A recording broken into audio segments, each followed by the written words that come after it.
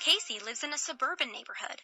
Suburban neighborhoods have the conveniences of the city, but the houses are bigger and there's more space than in the city. Lots of houses with yards can be found in suburban communities. The population in the suburbs is less than the city, but more than in rural areas. Like city folks, people in the suburban areas like to have everything they need pretty close by. Libraries, stores, shops, and neighborhood parks are also found here.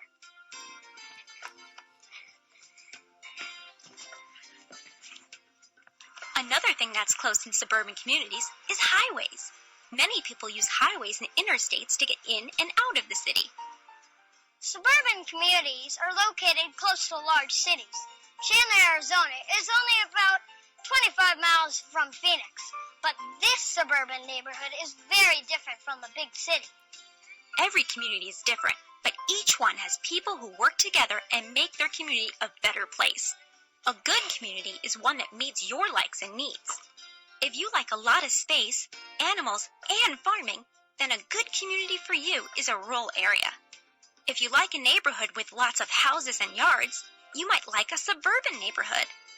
But if you want to be right in the middle of all the action, then an urban community would be perfect for you. As for Casey, he liked all three communities. What do you think makes a good community?